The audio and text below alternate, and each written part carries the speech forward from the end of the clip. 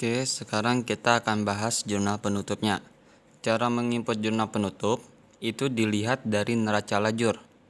Di bagian neraca lajur kan ada kolom unadjusted trial balance, adjustment, adjusted trial balance, income statement, sama balance. Nah, yang kita ambil adalah kolom income statementnya. Kan income statement dari kepala 4 sampai kepala 9. Oke. Nah, di sini kakak udah nandain untuk warna kuning sama warna hijau. Warna kuning itu yang untuk dikredit, yang warna hijau itu untuk dikredit, yang debit. Nah, sekarang tinggal kita bagaimana cara jurnal penutup. Oke, arti dari jurnal penutup itu sendiri adalah untuk menjurnal akun-akun yang dapat segera ditutup. Jadi yang tadinya ada sisa saldo, kayak sales of merchandise kan ada sisa saldo tuh 1.271.600.000. Nah, saldonya itu harus jadi 0.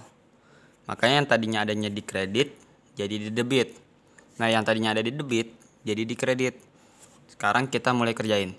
Di sini yang ada di kredit ada sales of merchandise, pokoknya yang warnanya kuning, freight collected, purchase discount, interest income, sama dividend income. Ada 5 akun. Nah, karena mereka semua yang tadinya ada di kredit, berarti dipindahkan jadi di debit.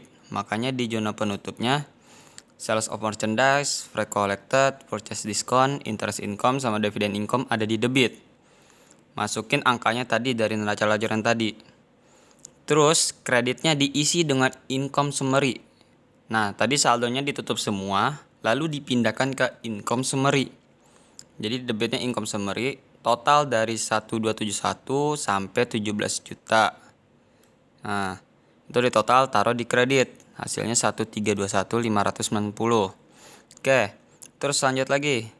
Sekarang yang bagian debitnya nih ada lumayan banyak. Ada late fee kosong, jadi langsung ke sales discount, cost of goods sold, sampai yang pokoknya berwarna hijau sampai gain or loss. Nah, supaya 0 tadinya mereka ada di debit, jadi dipindahkan ke kredit. Jadi jurnal penutupnya di kreditnya diisi sales discount sampai gain or loss. Nah, itu masukin angkanya dari neraca lajur semua. Terus di debitnya sama income summary. Kalau tadi kan income summary di kredit, karena ini pada di debit. Sekarang income summary-nya ada di debit. Jumlahnya ambil dari jumlah keseluruhannya, dari sales discount sampai gain or loss. Ternyata jumlahnya 1.046.196.000. Oke, udah dimasukin semuanya ke jurnal penutup. Terus kita ke yang jurnal penutup ketiga. Kalau tadi ini menutup yang akun kredit, terus ini menutup akun yang debit. Sekarang kita menutup laba ruginya. Nah, di sini udah ada income summary pada retained earning.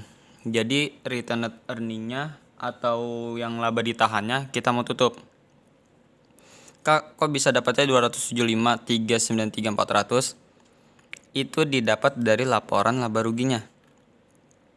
Laba ruginya di sini 275.393.400. Berarti di sininya juga pakai 275.393.400. Jurnalnya tetap income summary pada retained earning.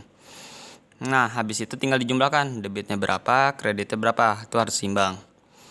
Nah, udah di jurnal penutup, berarti langsung diposting lagi ke buku besar. Misalnya nih, sales of merchandise kan ada di debit nih, berarti masuk ke buku besarnya.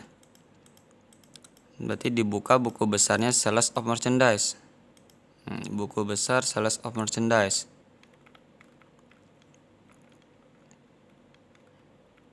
Nah, kan sebelumnya sampai sini nih, 1.271.600.000 sampai sini tadinya. Nah, dimasukin tanggal 31, deskripsinya closing journal atau jurnal penutup. Masukin tuh tadi di debitnya 1.271.600.000 di debit. Hasilnya makanya jadi 0. Jadi semua yang ada di closing journal itu diinput di dalam buku besar. Habis itu ntar hasilnya bakalan jadi 0.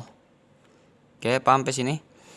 Oke, kalau sudah mengerti sampai jurnal penutup, sekarang langsung dibahas neraca saldo setelah penutupan. Nah, neraca saldo setelah penutupan itu diambil dari buku besar. Tadi kan buku besar ada yang diinput tuh, ada yang diposting tadi dari jurnal penutup ke posting ke buku besar. Nah, pasti nanti ada sisa-sisa saldonya yang berubah. Nah, makanya di sini yang bertahan cuma kepala 1 sampai kepala 3. Jadi dari aplikasi Inbank sampai retail earning. Nah, karena kenapa cuma ada cash in bank sampai retail earning? Karena yang masih ada sisa saldonya cuma cash in bank sampai retail earning. Masukin sesuai yang ada di buku besarnya. Cash in bank berapa, P3 berapa, akun receivable berapa, pokoknya dan lain-lain. Oke?